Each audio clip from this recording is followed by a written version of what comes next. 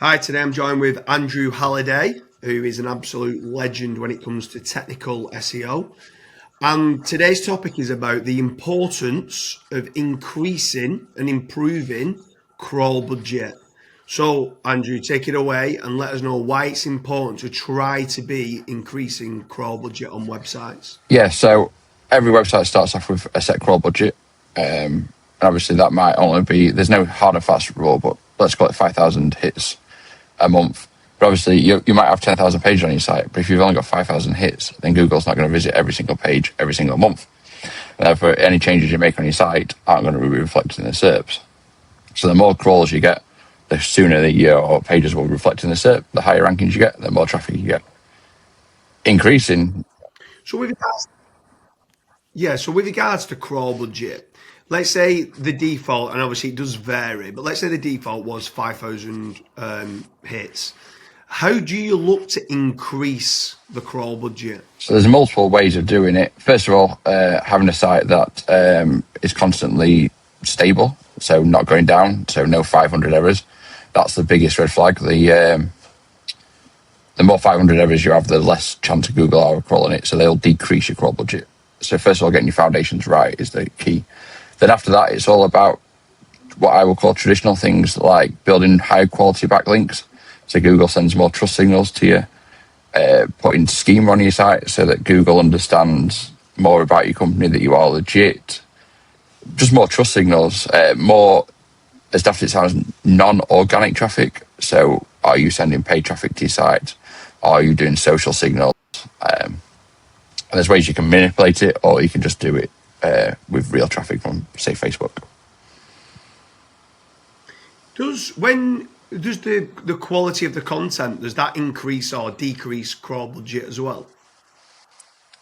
The quality does, yes. So if you just suddenly, and this has obviously exploded in the last 2 years with ChatGPT, if you're just chucking up ChatGPT quality content straight onto your site with no editor's approval, it's full of M dashes, it's written by ChatGPT, then Google's going to think, what's the point in this site? I'm not coming back. So yes, the quality does really matter. I'm not saying you can't use AI content, just don't use it straight out of the box. So yeah, the quality is important. Yeah, and then with regards to crawl budgets, is there any? How do you track whether your crawl budget is going up or going down? Is there specific tools or services that you can use to track that crawl budget? So you need to look at, there's several ways, but basically you need to look in your server logs to pull out the files to see how many times Googlebot's hitting you every single day. You don't really want to look at a day in isolation. You want to trend it more over time. So you don't want to say, actually, today I only had 200. It's more how many you get over the week and a month. It's really your monthly crawl budget, because Google does have spikes. But there are tools out there.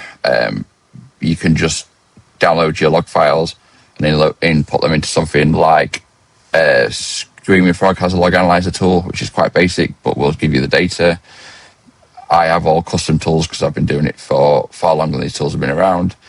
I believe SEMrush had one where you could do it in there. So there are multiple tools out there that you can do it in, but the key is you've got to download your server logs, look in the data, and look at the trend rather than specific days. Yeah, so if, let's say I had the crawl data from the server logs, obviously you've mentioned there Screaming Frog, there's like places like Jet Octopus. But if I wanted to outsource that to, let's say, a specialist like yourself that does server log analysis and stuff like that, how can I place the order with you to go, there's my server logs, can you come back to me and tell me either what can be improved or what's happening? Do I need to upgrade my server because I'm getting 500 errors? How do I go and place an order with someone like yourself? The best way is just to go onto either my main site, andrew-halliday.com, or onto my technical site, onpage.rocks. And typically I ask for 3 months worth of logs. What I've mentioned before, looking at the trend, ideally you want at least 3 months. 6 months is better. Anything more than 6 months is a bit irrelevant, but 3 to 6 months worth of data is ideal. If you've only got 28 days, it's a start, and we can look at it, especially for things like the 500 errors. That would be quick to jump out. But also then in the logs, while we're talking about the logs, things like stop wasting crawl budget. So if you've got a load of pages on your website that are 301 redirecting because you can't be bothered to go in there and change them, well, that every time that Google hits that 301, it's an extra hit in your crawl budget. So just remove it, just go through your site and fix all the things you can, all the basic errors.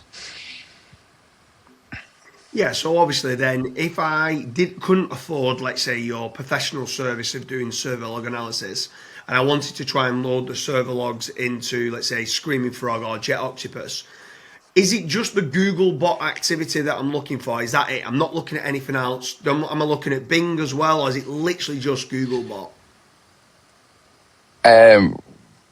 Just Googlebot.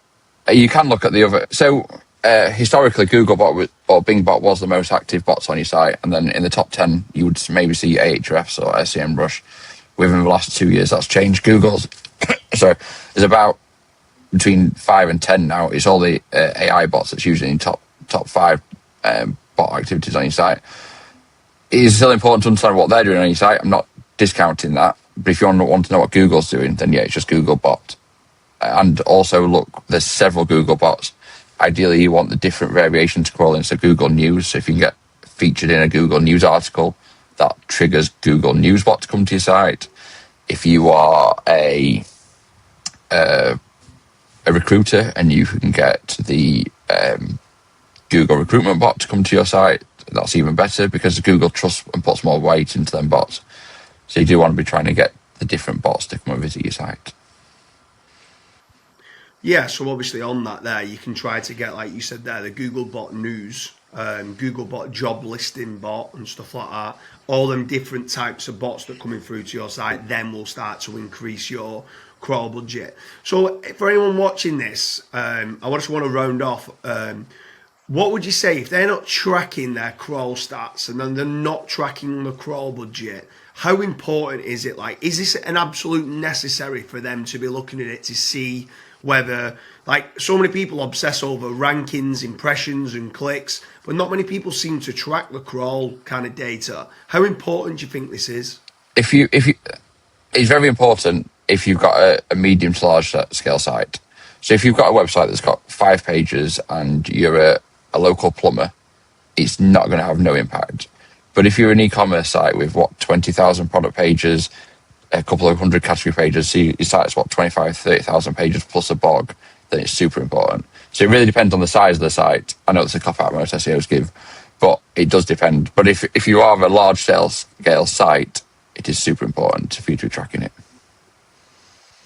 Yeah. So anyone who's watching this, if you're not tracking your crawl budget, if you're not tracking your crawl stats, leave a comment in the comment section. There will be a link through to onepage.rocks and Andrew Halliday's website if you need a professional server log analysis kind of individual to come and have a look at it and give you the feedback, give you the errors that need to be fixed.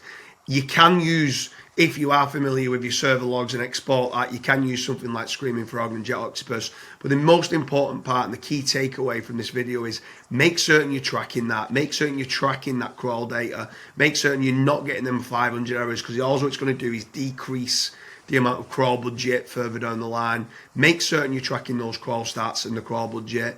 And thanks a lot for having you, Andrew Halliday. It's been an absolute pleasure. Thank you.